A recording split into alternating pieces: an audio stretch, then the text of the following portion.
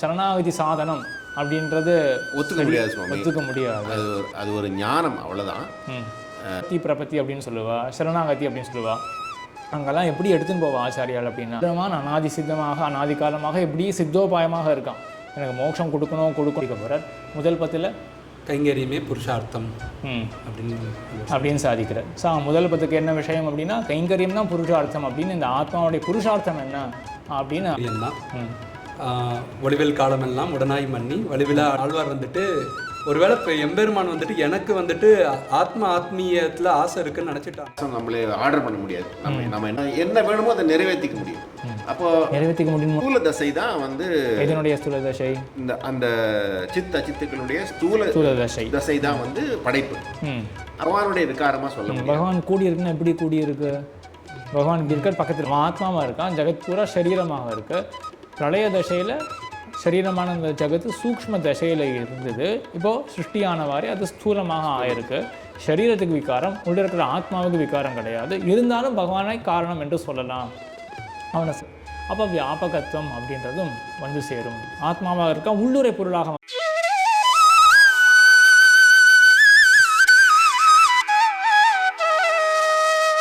ராமானுஜ வித்யா உரையாடலில் இப்பொழுது திருவாய்மொழியை பற்றின ஒரு டிஸ்கஷன் நடக்க போகிறது. நம்பிள்ளை சாதித்த ஈட்டில் 3 அவதாரிகை திருவாய்மொழிக்கு.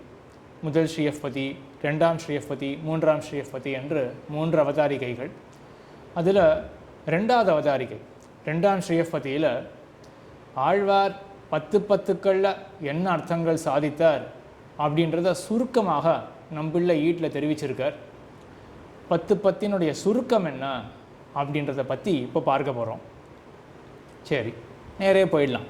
முதல் 10ல் ஆழ்வார் என்ன சாதித்தார் என்று நம்பிள்ளை உரைக்கிறார். முதல் 10 தெரிவிக்கிறதுக்கு முன்னாடி சின்ன விஷயம் தெரிவிச்சுக்கிறேன் சுவாமி. முதல் 3 10 வழியாக பலனை ஆழ்வார் சொல்லிட்டு அதுக்கப்புறம் தான் வந்துட்டு சாதனத்தை சொல்கிறார்.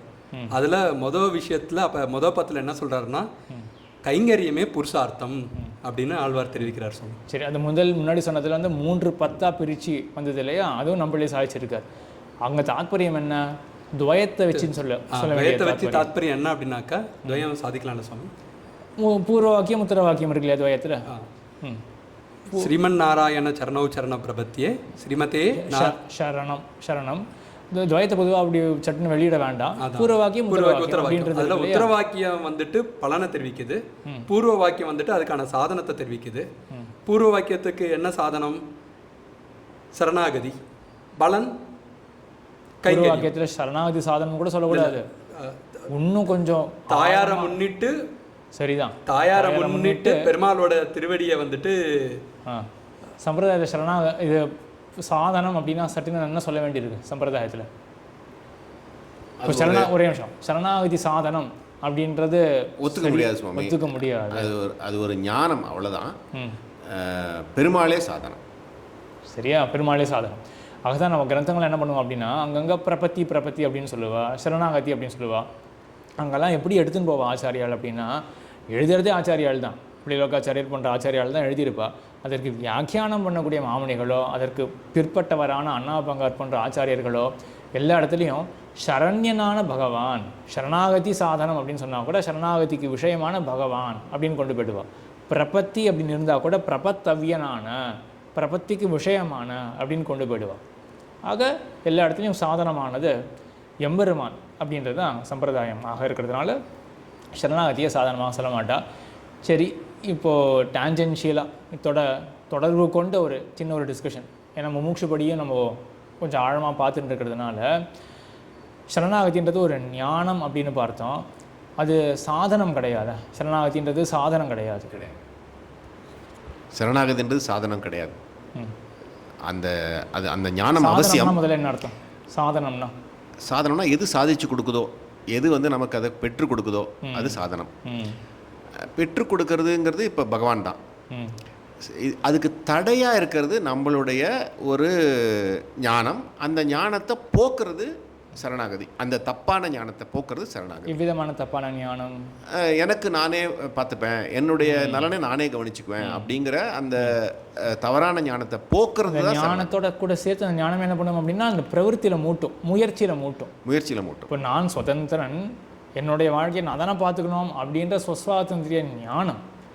அப்போது என்னுடைய நன்மைக்கு நான் தானே உருப்பட வேண்டும் அப்படின்ற ஞானத்தினால நன்மையில் உருப்படுதல் அப்படின்ற அந்த பிரவೃத்தி இருக்கு இல்லையா, இப்போ அதுவே தடுப்பாக இருக்குது பகவானுக்கு.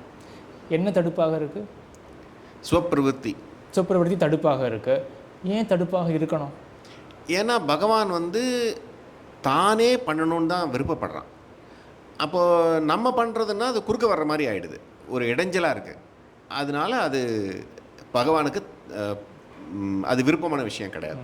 அதனால தடுப்பாகவே இருக்குது. அவனுடைய ரட்சணம் நம்ம பேரில் வராதபடிக்கு தடுப்பாகவே இருக்குது இந்த சொப்பிரவೃத்தி அப்படின்றது. சரணாகதி என்ன பண்ணுறது? அந்த தடுப்பை எடுத்துடுது. அது கிடையாது, இனிமேல் பட்டு நீ உனக்காக எதுவும், நான் எனக்காக எதுவும் செஞ்சுக்க மாட்டேன் அப்படிங்கிற ஒரு ஸ்ட்ராங்கான ஃபீலிங்கை மனசில் உண்டாக்கிடுது. ஸோ நாம் அந்த ஃபீலிங்கை தான் சரணாகதி. அவ்வளோ சரணாகதின்றது ஞானம். என்ன ஞானம் அப்படின்னா, எம்பெருமான் அனாதி சித்தமாக அனாதி காலமாக எப்படி சித்தோபாயமாக இருக்கான், எனக்கு மோட்சம் கொடுக்கணும் அப்படின்னு அவன் சித்தமாக இருக்கான். நான் என்ன ரட்சித்து கொள்ளக்கூடாது, இவ்வளவு தானே ஒழிய அவன் உபாயம் அப்படின்றத உணர்ந்தாலே போதும் இப்படின்ற எண்ணம் இருக்கு இல்லையா, இவ்வளவே தான் சரணாகதி. ஆக இப்போ சரணாகதி சாதனம் அப்படின்றது கிடையாது. இப்போ சரணாகதி சாதனம் அப்படின்னு எங்கேயாவது வந்தால் கூட அதுக்கு பொருள் எப்படி கொள்ள வேண்டும்? பகவான் உபாயம், நாம் அதை தடுக்காமல் இருக்கணும். பகவான் உபாயம், நாம் அதை தடுக்காமல் இருக்கணும், அவ்வளோதான். நான் இன்னொன்று கொஞ்சம் எக்ஸ்ட்ராவாக லக்ஷணா அப்படின்றத வச்சு இப்போ தானே சொன்னேன். உங்களுக்கு லக்ஷணா தான் தெரியும், அந்த தர்க்கத்தில் வந்திருக்கிறதுனால லக்ஷணா அப்படின்றது கூட தெரியும். சரணாகதி சாதனம் அப்படின்னா இப்போ அந்த வாக்கியத்தில் அந்த சொற்களை என்னென்ன வச்சுக்கணும்? சரணாகதி சாதனம்னா சரணாகதி நமக்கு பலன் கிடைக்கிறத தடுக்கிறத ஒரு சக்தியை போக்கிடுது. சரி, அப்படி மாற்றினோன்னா சரி வந்துடும். என்ன பண்ணணும்? இப்போ சரணாகதி சாதனம் 2 பதங்கள் இருக்கா, எப்படி சம்பிரதாயத்தில் இதை ஒட்ட வைக்கிறது அப்படின்னா, சரணாகதி சாதனம் அப்படின்னா சரணாகதி அப்படின்றது தடுப்பை விளக்கக்கூடியது, பிரதிபந்தக விரோதம், பிரதிபந்தக நிரோதம் அப்படின்னு சாதனம்ன்ற சொல்ல மாற்றி நம்ம 2த்தையும் பொருள் கொள்ளலாம். அதாவது இப்போது என்ன மாதிரி ஒரு சிச்சுவேஷன் என்றால், பெரிய சின்னவர் அப்படின்ற வாக்கியம் இருக்குது அப்படின்னு வச்சுப்போமே. இது நான் கூட சொல்லலை, ஆழ்வாரே சொல்லியிருக்கார். எங்கே சொல்லியிருக்கார்? சிறுமாமணிசர் அப்படின்னு சொல்லியிருக்காரு இல்லையா. அப்போ தான் பட்டர் கேட்டார் ஆழ்வான், அது என்ன சிறு அதே போல் மா அப்படின்ட்டு இருக்கே, ரெண்டும் விருத்தமாக இருக்கே அப்படின்னு கேட்டார் இல்லையா. அந்த மாதிரி இப்போ பெரிய சிறியவர் அப்படின்னா அந்த விரோதத்தை எப்படி போக்குவோம்? சிறுமை வேறு விதத்தில், பெருமை வேறு விதத்தில் அப்படின்னு சொல்லி விரோதத்தை போக்குவோம் இல்லையா. இப்போ அதே மாதிரி தான் எங்கள் சம்பிரதாய விரோதம் என்ன வந்திருக்கு அப்படின்னா, சரணாகதி சாதனம் ஒட்டலியே, சம்பிரதாய விரோதம் இருக்கு இல்லையா. அப்போ நம்ம என்ன பண்ணுறதுக்காக சாதனம் அப்படின்ட்டு சொல்லி, இப்போ என்ன அர்த்தம்? தடுப்பை நீக்குதல், சரணாகதி தடுப்பை நீக்குதல். அப்போ சாதனம் அப்படின்றதுக்கு மாற்றிட்டோம். ஆனால் சாதனன்றதுக்கு இது அர்த்தம் கிடையாது. உண்மையாக சாதனம் அப்படின்றத பலத்தை பெற்றுக் கொடுக்கக்கூடியது எதுவோ அதுதான் சாதனம். சாதனம் அப்படின்ற சொல்லிக்கு இப்போ லக்ஷணா அப்படின்னு நம்ம பார்த்துருக்கோம் இல்லையா. அந்த லக்ஷணா அப்படின்றத வைத்துக்கொண்டு இப்போது தடுப்பை நீக்குதல், இது ஒரு வழி. 2 சொற்கள் இருக்குது, ஒரு சொற்களை ஒரு சொல்ல நம்ம இந்த மாதிரி ஒரு டிங்கரிங் மாதிரி பண்ணி வச்சுட்டோம் என்றால் அப்புறம் பொருளை ஒட்ட வச்சிடலாம். மற்றொன்று 2வது சொல்ல நம்ம கொஞ்சம் ஆல்டர் பண்ணியிருக்கோம், பொருளை ஒட்ட வச்சிட்டோம். முதல் சொல்ல கூட ஆல்டர் பண்ணலாம் இல்லையா. அதை பற்றி தான் இப்போ நான் 2 நிமிஷம் முன்னாடி சொன்னேன். முதல் சொல்ல ஆல்டர் பண்ணுறது எப்படி பண்ணலாம்? சரணாகதி அதை முதல் சொல். சரணாகதி நம்ம ஒரு ஞானம் நமக்கு அப்படி எதிர்பார்க்கல. சரணாகதி சாதனம் அப்படின்ட்டு இருக்கு இல்லையா, முதல் சொல்ல மட்டும் ஆல்டர் பண்ணணும். என்ன வச்சுக்கணும்? சரணாகதி அப்படின்ற சொல்லுக்கு இப்போ என்ன அர்த்தம் அப்படின்னா, சரணாகதியினுடைய விஷயம் சாதனம். இப்போ ஓகேவா? எப்படி? பெருமாள். சரணாகதியுடைய சாதன விஷயம் பெருமாள். சரியா? இப்படி தான் ஆச்சாரியாலாம் யோசிப்பா. சாதிக்கிற கிரந்தங்கள்லாம் ஆச்சாரியெல்லாம் அங்கங்கே இந்த லக்ஷணா அப்படின்னு சொல்லுவாள். லக்ஷணா அப்படின்னா நேரில் அந்த சொல்லுக்கு இருக்கக்கூடிய அர்த்தத்தை விட்டுட்டு அதுக்கு தொடர்புள்ள ஏதாவது ஒரு பொருந்தக்கூடிய ஒரு அர்த்தத்தை கொள்வது, அதுதான் லக்ஷணா. கங்கையில் இடைச்சேரி. அப்போ அங்கே என்ன எப்படி கொள்கிறோம்? கங்கையில் இடைச்சேரி அப்படின்னு போது எப்படி கொள்கிறோம்? ஆற்றுல போய் இடைச்சேரி இருக்காது, கங்கை கரையில் இடைச்சேரின்னு கொள்கிறோம் அப்படின்னு கொள்கிறோம் இல்லையா. ஆனால் கங்கா அப்படின்ற அந்த சொல்லுக்கு கரைன்னு அர்த்தம் கிடையாது. இப்போ நம்ம கொஞ்சம் எக்ஸ்டெண்ட் பண்ணி தொடர்புள்ள ஒரு பொருளை கொள்கிறோம் இல்லையா. அதே போல் இங்கே என்ன பண்ணுறோம்? சரணாகதி அப்படின்ற சொல்ல கொண்டு சரணாகதிக்கான விஷயம் அப்படின்னு போயிட்டோன்னா இந்த விரோதமானது போயிடும். சரியா? சரணாகதி சாதனம் அப்படின்னாலும் இதுதான் அர்த்தம் அங்கங்கே.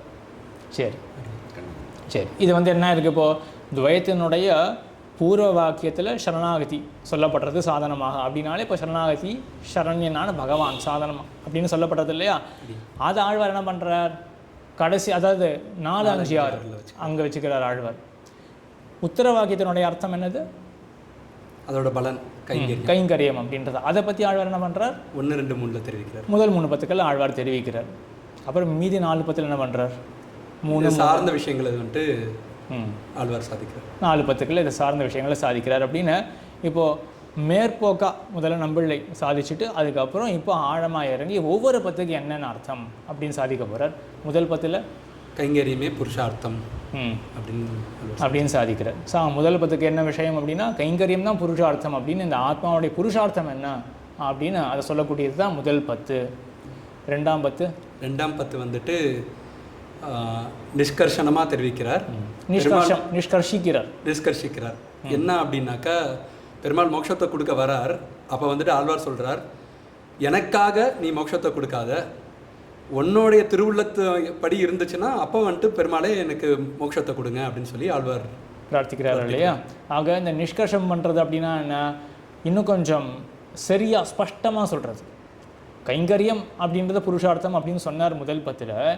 அந்த கைங்கரியத்தால் விளையக்கூடிய ஆனந்தம் கூட எனக்கு கிடையாது, அந்த கைங்கரியம் கூட முற்றிலும் உன்னுடைய ஆனந்தத்துக்காக இருக்க வேண்டிய கைங்கரியம் அப்படின்றத நிஷ்கிருஷ்டமாக நல்லா கடைந்தெடுத்து சொல்லக்கூடியது தான் இந்த 2ஆம் 10ஆனது. 2ஆம் 10 கைங்கரியத்தை இப்படி நிஷ்கர்ஷிக்கிறார். வீட்டிலேயே வந்து ஓட விடுகிறார் அப்படின்னு பதம் வரும். எம்மா விட்டு அவதாரிக்கையில் ஓட விடுகிறார் அப்படின்னு. ஓட விடுறது அப்படின்னா நிஷ்கர்ஷிக்கிறது, ஸ்பஷ்டமாக எடுத்து சொல்கிறது, நல்லா கலைந்து எடுத்து சொல்கிறது. நிஷ்கர்ஷிக்கிறார் 2ஆம் 10.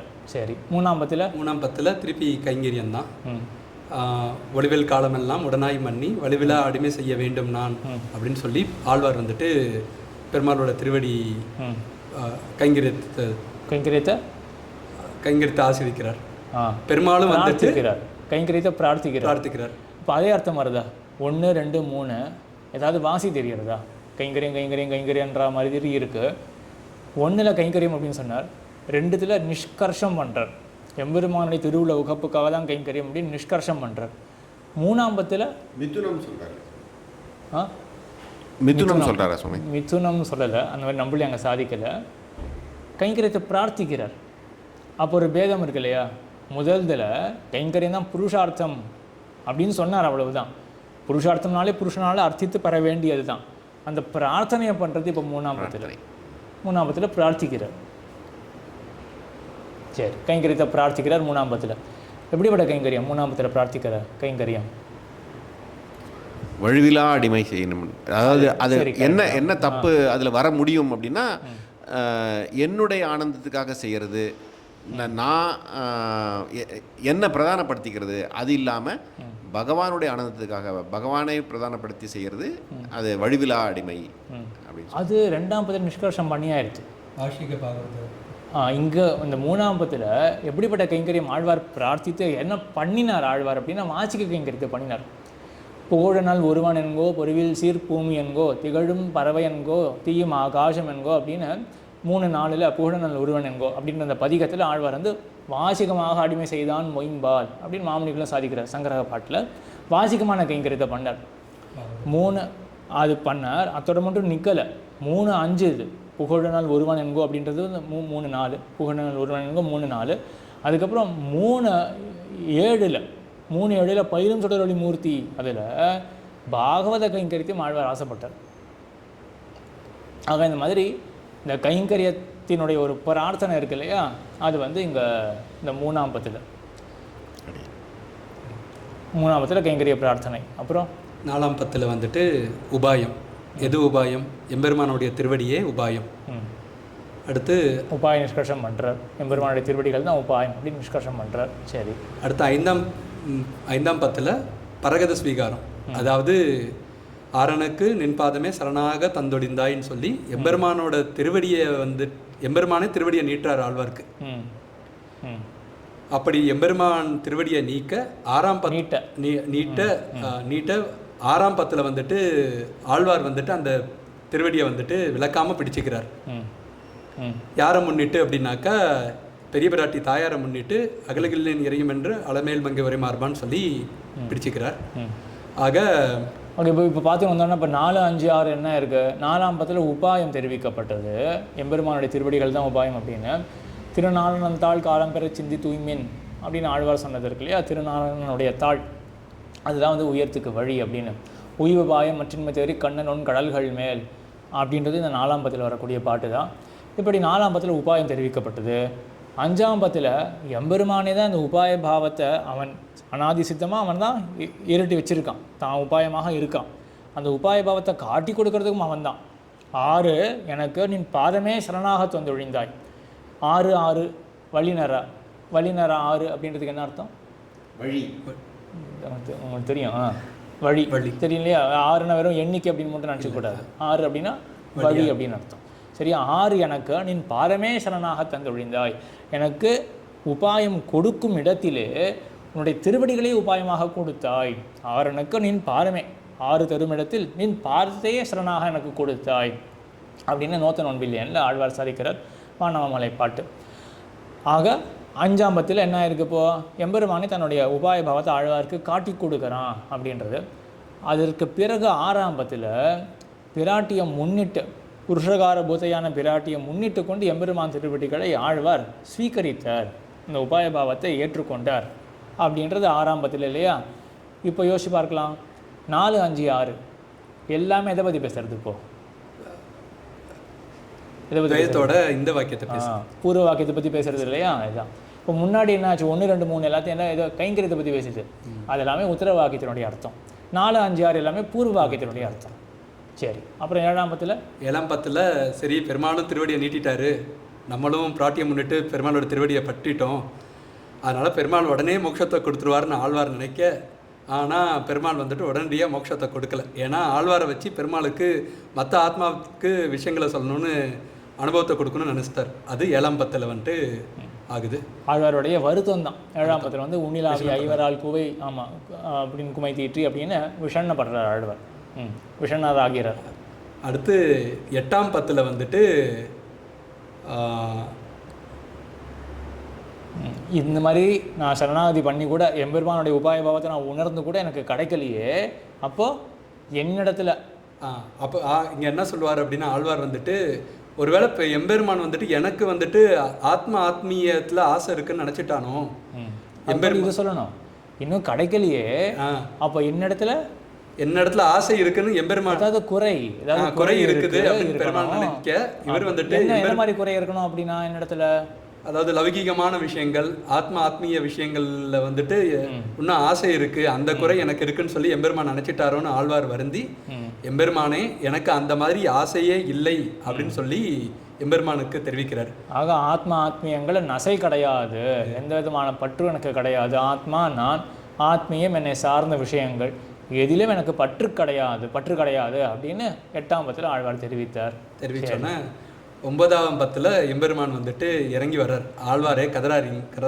கதராதிங்க, நான் நாராயணன் அப்படின்னு சொல்லி அவன் சகல பந்து, இந்த பிரிவிலே உங்களுக்கு மோட்சம் கொடுத்தோம் அப்படின்னு சொல்லி ஆரனுக்கு நின் பாத இதில் வந்துட்டு மரணமானால் வைகுந்தம் கொடுக்கும் பிரான் அப்படின்னு சொல்லி இந்த பிரிவில மோட்சம் கொடுத்தோம் அப்படின்றதுக்கு என்ன தாத்பரியம் அப்படின்னா ஆழ்வார் என்ன கதறார், நாளேல் அறியேன் எனக்குள்ளனா நானும் மீளா அடிமை பணி செய்ய புகுந்தேன், எனக்கு தெரியலையே எப்போ கிடைக்க போகிறதுன்னு ஆழ்வாருடைய கதறுதலே இதுதான்.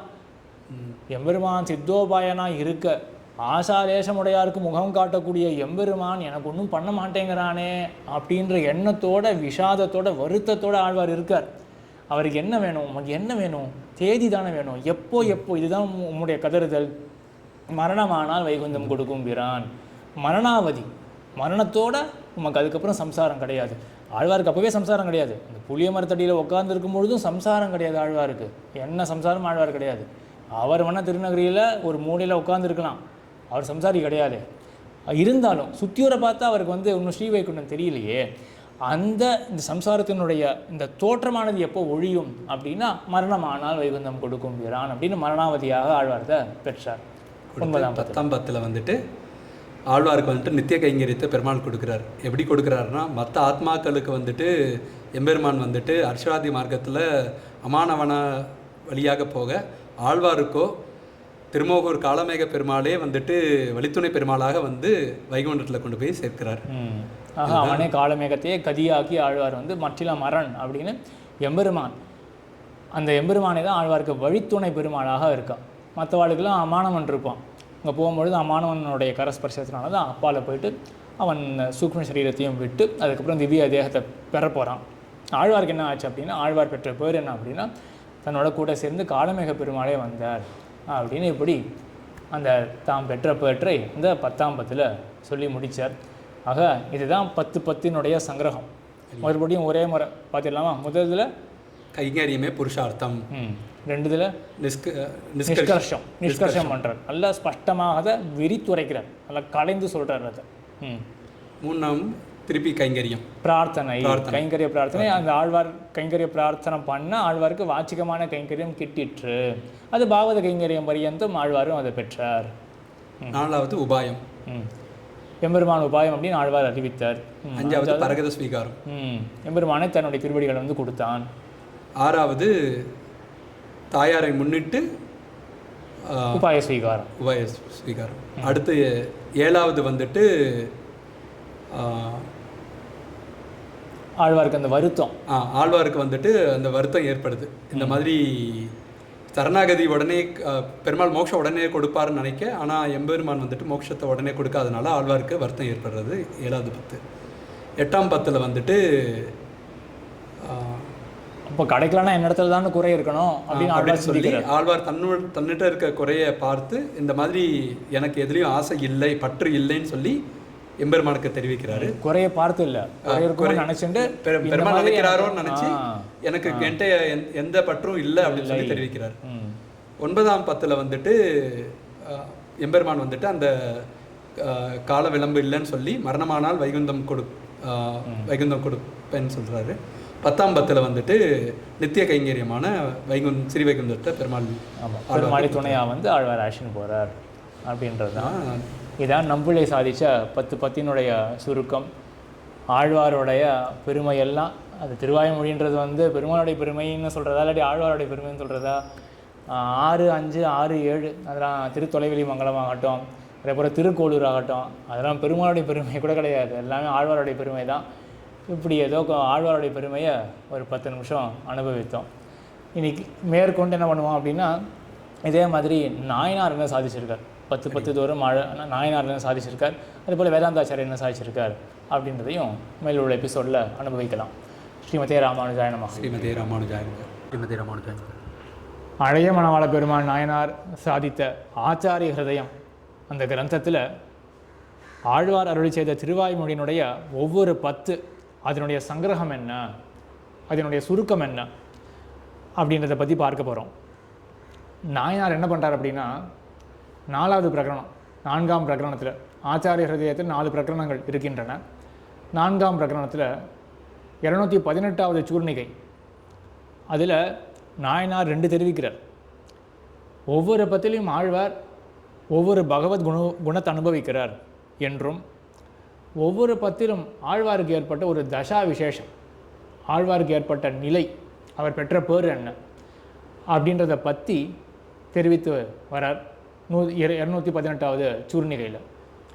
அதில் இப்பொழுது ஒவ்வொரு பத்திலும் ஆழ்வார் அனுபவித்த பகவத் குணம் என்ன அப்படின்றத பற்றி இப்போது பார்க்க போகிறோம். முதல் பத்தினுடைய குணம் என்ன? பரத்வம். பரத்வம் அப்படின்றது முதல் பத்தினுடைய குணம். பரத்வம்னா என்னது? எம்பெருமான் எல்லாவற்றை காட்டிலும் மேம்பட்டவன் அப்படின்ற ஒரு மேன்மை பெற்றவன் அப்படின்னு ஒரு ஒரு காடமாக தெரியுது. நம்ம வந்து கூடமாக தெரியுது, மேம்பட்டவன் அப்படின்ற ஒரு எண்ணம் அப்படின்றது மட்டும் தெரியுது. அவன் பெரியவன் அப்படின்ற ஒரு எண்ணம் மட்டும் தெரியுது. 2ஆம் பத்தில் வந்துட்டு காரணத்துவம் அந்த அவன் மேம்பட்டவன் அப்படின்றது இருந்தது இல்லையா? 2ஆம் பத்துக்கு என்ன சங்கதி சொல்லலாம்? முதல் பத்தில் வந்து அவன் பரபரன் அப்படின்னு தெரிய வந்தது, மேம்பட்டவன். எந்த விதத்தில் மேம்பட்டவன், அவனே எல்லாத்துக்கும் காரணம், அவனால தான் எல்லாமே உருவாச்சு அப்படிங்கிறதுனால அந்த விதத்தில் மேம்பட்டவன், அதை எம்பசைஸ் பண்ணி சொல்கிறார். ஆமாம். ஆக அந்த பரத்வத்துக்கு பிரகாசகமாக இருக்கிற இந்த காரணத்துவம், அவன் பரபரன் அப்படின்னு நம்ம தெரிஞ்சுக்கிறோமே, அவன் பெரியவன் அப்படின்றத நம்ம என் கொண்டு நம்ம தெரிஞ்சுக்கிறோம். அவனுடைய அந்த ஒரு பெருமை எப்படி உணர்கிறோம் அப்படின்னா அவன் காரணபூதனாக இருக்கானே அப்படின்றது. அப்போ அந்த பெருமை எப்படிப்பட்டது அப்படின்னா ஜெகத் காரணத்துவம் அப்படின்ற அந்த பெருமை அவனுக்கு இருக்குது. 2ஆம் பத்தில் காரணத்துவம் சொல்லப்படுறது. 3ஆம் பத்தில் வியாபகத்துவம். எம்பெருமான் எல்லா இடங்களிலும் வியாபித்திருக்கிறான் அப்படிங்கிறது வந்துட்டு 3ஆம் பத்தில் தெரிகிறது. 2க்கும் 3த்துக்கும் என்ன தொடர்பு? காரணத்துவம் வியாபகத்துவம். காரணத்துவம் சொல்லும்போது அவனே உபாதான காரணம், நிமித்த காரணம், உபாதான காரணம், நிமித்த காரணம், சககாரி காரணம், அப்படி 3 விதமான காரணங்களாகவும் சொல்கிறோம். உபாதான காரணம்னா இப்போ பானைக்கு மண் காரணமானதை போல உபாதான காரணம், அதாவது அதனுடைய ரா மெட்டீரியல். அப்போ ஜெகத்துடைய ரா மெட்டீரியலே பகவான் தான் அப்படிங்கும்போது நேச்சுரலி அது எல்லா இடத்துலையும் வியாபிச்சு ஜெகம் பூரா அவர் தான் இருப்பார் இல்லையா? அப்போ வியாபகத்துவம் அதுலேருந்து தான் டிரைவ் ஆகுது. அவர் வந்து உபாதானமாக காரணமாக இருக்கிறதால வியாபகமாகவும் இருக்கார் அப்படின்னு அர்த்தம். ஆனால் நேரம் அப்படி ஒரே ஒரு ஸ்டெப்பில் டிரைவ் பண்ண முடியாது பகவான் வியாபகமாக இருக்கான் அப்படின்னு. ஏன்னா என்ன கேள்வி நடுவில் வரும் அப்படின்னா, எப்படி மண்ணானது உபாதான காரணம் என்றால் அவள் மண்ணுக்கு ஒரு விகாரம் மாற்றம் உண்டு, மாற்றத்தை அடைந்து தான் அது குடம் என்ற பெயரை பெறுகிறது இல்லையா? அப்போ பகவானுக்கு அந்த மாதிரி ஒரு மாற்றம் உண்டு, அவன் தான் ஜகத்தாக மாறி இருக்கானா அப்படின்ற கேள்வி வரும் இல்லையா? சூக்ஷ்ம தசையில் இருக்கக்கூடிய சித்துக்கள் பகவானோட எப்பவுமே இருக்கு. அதனுடைய ஸ்தூல தசை தான் வந்து இதனுடைய ஸ்தூல தசை, இந்த அந்த சித்துக்களுடைய ஸ்தூல தசை தான் வந்து படைப்பு. அப்போ அந்த தசை மாற்றம் அவ்வளவுதான். அது வந்து பகவானுடைய விகாரமா சொல்ல முடியும். பகவான் கூடி இருக்குன்னா எப்படி கூடி இருக்கு? பகவான் இப்படி இருக்கார், பக்கத்துல இருந்து இருக்கா அந்த மாதிரியா? ஒட்டின்னு இருக்கு பகவான். ஒட்டின்றுனா அப்போ என் கையில வேற ஏதாவது ஒட்டின்னு இருக்கா மாதிரி ஒட்டின்னு இருக்கா அந்த மாதிரியா? பகவான் வந்து வியாபிச்சிருக்கான், ஆத்மாவா இருக்கான், அவன் உள்ளுரை பொருளா இருக்கான். உள்ளுரை பொருள் அதுதானே, அவன் ஆத்மாவா இருக்கான். ஜெகத் பூரா சரீரமாக இருக்கு. பிரளய தசையில சரீரமான அந்த ஜகத்து சூக்ஷ்ம தசையில் இருந்தது. இப்போது சிருஷ்டியானவாறே அது ஸ்தூலமாக ஆயிருக்கு. சரீரத்துக்கு விகாரம், உள்ள இருக்கிற ஆத்மாவுக்கு விகாரம் கிடையாது. இருந்தாலும் பகவானை காரணம் என்று சொல்லலாம். அவனை சார்ந்து தான் மொத்தமும் இருக்கிறபடினால அவனை உபாதான காரணம் என்று தாராளமாக சொல்லலாம். அப்படின்றதுலாம் பிரகிருதி அதிகரணத்தில் எம்பெருமானார் ஸ்ரீபாஷ்யத்தில் சாய்ச்சிருக்கார். ஆக இதுலேருந்து என்ன தெரியறது? அவனை உபாதான காரணம் என்று சொன்னோமே என்றால் அப்போ அவன் தான் உள்ளுரை பொருளாக அந்தர்யாமியாக இருக்கான் என்றும் தன்னிடையே தேரும். அப்போ வியாபகத்துவம் அப்படின்றதும் வந்து சேரும். ஆத்மாவாக இருக்கான், உள்ளுரை பொருளாக இருக்கான் அப்படின்றது வந்து சேரும். வியாபகத்துவம்ன்றது 3ஆம் பத்தினுடைய அர்த்தம். அடுத்து மேற்கொண்டு 4ஆம் பத்தில் நியந்திரத்துவம். எம்பெருமான் நியந்தாவாக இருக்கின்றான். நியந்தானா ஆணை செலுத்துவான். அதாவது இப்போ வியாபகம் அப்படின்னா ஆகாசம் கூட தான் வியாபிச்சிருக்கு. ஆனால் ஆகாசம் நம்மளே ஆர்டர் பண்ண முடியாது. நம்ம என்ன செய்யணும்னு அது ஆகாசம் முடிவு பண்ண முடியாது. ஆனால் பகவான் வியாபகமாகவும் இருந்து நம்ம மேல் ஆணையும் நம்ம மேல்னா எல்லா ஜெகத்பூரா மேலே ஆணை செலுத்தவும் முடியும். அதான் நியந்திரத்துவம் அப்படின்றது இருக்குல்லையே, அதான் 4ஆம் பத்துக்கு விஷயம். அப்போ ஆகாசத்தை போல கிடையாது, ஆகாசமும் வியாபித்து இருக்கும், எல்லா இடத்துலையும் பரவி இருக்கும். அது போல கிடையாது, பகவான் உள்ளுரை பொருளாக எல்லா இடத்துலையும் இருந்து கொண்டு அவன் நியமிக்கவும் செய்கிறான், நியந்தாகவும் இருக்கிறான் அப்படின்றது 4ஆம் பத்துக்கு விஷயம். அப்புறம் 5ஆம் பத்தில் இப்போ மேலே பார்த்த 4 பத்துலையும் 4 விஷயம் பார்த்தீங்கன்னா எம்பெருமானுடைய வலிமையை இருந்த மாதிரி இருந்துச்சு, பெருமை இருந்தது.